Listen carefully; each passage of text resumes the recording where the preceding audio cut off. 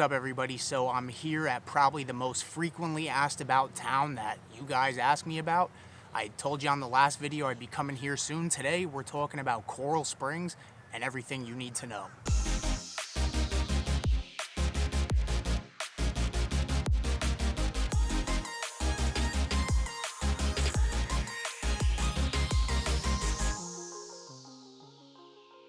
Welcome to Living Fort Lauderdale, where we make videos weekly about what it's like to move to or live in Fort Lauderdale and the surrounding areas. So if that's what you're looking for, make sure to hit that subscribe button. And I am a licensed realtor here in Florida, so just as much as I love making these videos, I love even more to help you with your real estate needs. So my number and email are popping up below.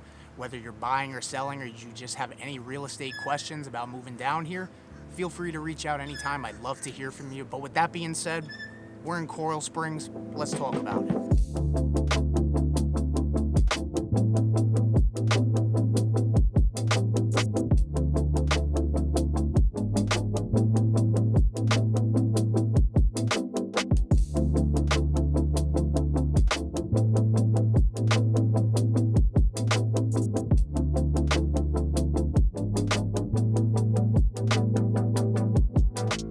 So honestly, this video was perfect timing because I've been meaning to do it for a while, and I just had somebody reach out to me from the channel last week, and their criteria that they're looking for was very specific, and I want to read it to you right off my phone so I get it correct.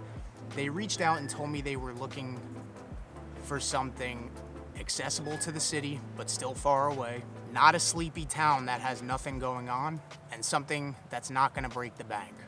So an active suburb, close to the city but far at the same time. And Coral Springs was the first place that came to mind, and I'll explain why, but I get a lot of reach outs from young families in general, just a lot of people specifically that want to know about this town. And so it was overdue that I made this video. So let's talk about proximity, or a town that's far away but still accessible. So if you look here at the map, I mean, we're way up here in the northwest corner. We're near the Everglades. Coral Springs is a big town. I mean, we're talking 134,000 people and 24 square miles. You know, as you can see, there's really only one highway that runs around the perimeter of the town, and that's the Sawgrass Expressway. It is a toll road, but it does make commuting very easy, so that's where that far away but easily accessible still comes into play. Just to give you an example, we are about 30 miles from downtown Fort Lauderdale. I did come here from downtown Fort Lauderdale in pretty much the heat of rush hour, and it only took me about 35 minutes.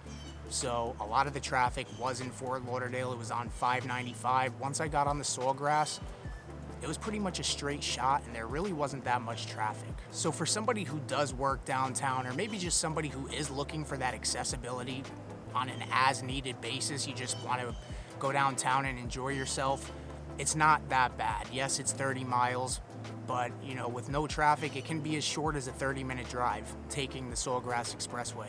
You're also only about 30 minutes to the beach, give or take maybe 30 to 45 depending on traffic. And you're also only about 15 minutes to the Sawgrass Outlet Mall in Sunrise and the FLA Live Arena, which is right next to that mall. It's a full-size arena. That's where the Florida Panthers hockey team plays. They have concerts there. It's your standard full-size arena. And this particular person that reached out to me, they will not be working downtown. They just want that accessibility. They're going to be working remote. So that pretty much covers the accessibility portion of his criteria. Now, the next thing he wanted was a town that's not sleepy. So basically an active suburb. He didn't want to be in the city, so an active suburb. And honestly, just FYI, there's not too many sleepy towns in South Florida, in this region. And if there is, if a town is sleepy to your standards, you're probably very close to something that will be somewhat active. So just keep that in mind. But to give you an overall vibe of the town, I would deem this town as urban suburban. I mean, this is a full-on city. Yes, it's a suburb of Fort Lauderdale, but this is a city. So you're not gonna find high rises. I mean, the tallest buildings you'll probably see is like 10 to 12 stories, but you're gonna find a ton of apartment living, a ton of condo living, a ton of single family homes. I mean, you could see some behind me, some lakefront properties, golf course communities. I mean, it has everything. This is a full city. And there even is a small downtown. I mean, It's not gonna be like your downtown Fort Lauderdale, but believe it or not, this is gonna be one of those more walkable areas, especially for a suburb. It's called the Coral Springs City Center. It's pretty much a little stretch of Sample Road, not far from University. And you're gonna find a lot of restaurants down here, some good restaurants like the Melting Pot, Sicilian Oven, and then you're just gonna find a lot of apartment living in the nearby area, and it does make this area very walkable. Now, as far as like nightlife goes, you're not gonna find too much of an active nightlife scene out here. You'll probably just find like your typical sports bars, pub, bar, and grill type places like Lefty's Tavern, stuff like that. But that's where the accessibility comes into play. If you're looking for that active nightlife scene, this is why you want to have good accessibility to Fort Lauderdale, but not necessarily live in Fort Lauderdale. You also have a pretty good arts and culture scene here. I mean, you have the Coral Springs Theater for the Performing Arts, which is like a full-size Broadway-style theater.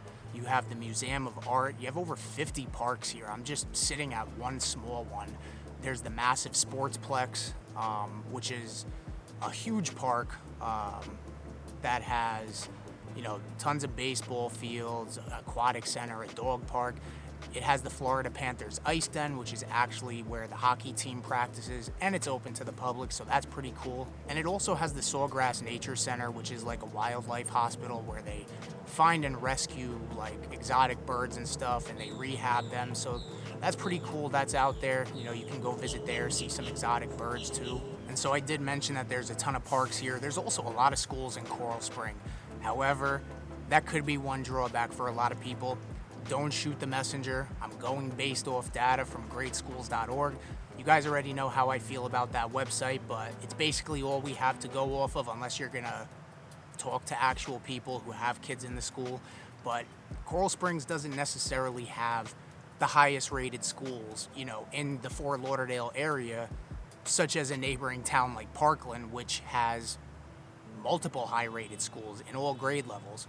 Not saying that Coral Springs only has low-rated schools, but for as many as they have and as big of a city or town that this is, they're pretty much on greatschools.org at least just about an average and maybe a little bit above rating. So do your research.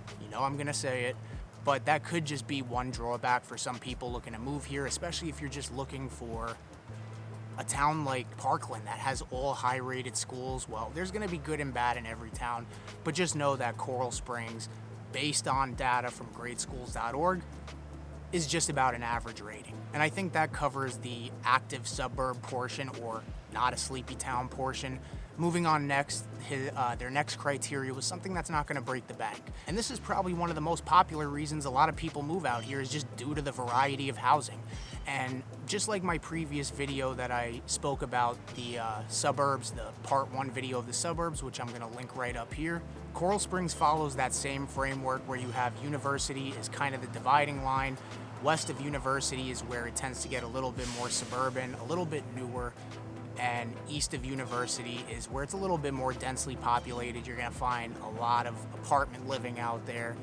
That's also where like the downtown area is, so just kind of follow that framework. But at the same time, know that there will be little pockets of some older homes west of University. But overall, Coral Springs is not an old town. I mean, a majority of the homes were built, well, I don't want to say a majority, but the oldest homes you're pretty much gonna find were built in maybe the early 70s. You're gonna find very few homes built before the 70s, but I would say a majority of them were probably between the 80s and early 2000s.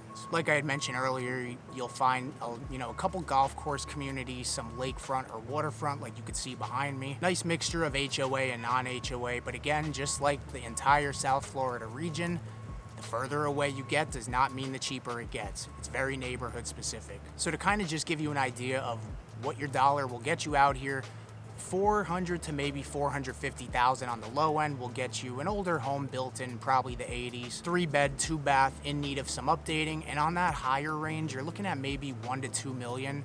I mean, that $2 million price tag could get you a 7,500 square foot home on an acre of property. And then for condos, you can just expect it to be a little bit less than the minimum. And to give you an idea of the median price point, it's about $650,000. So you can expect a lot of homes to kind of be in that range. So excessive, active, and affordable, which is subjective.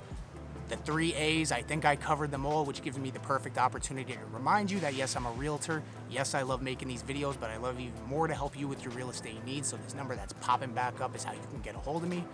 Feel free to reach out if you need anything. And enjoy the rest of your weekend, and we'll catch you on the next one.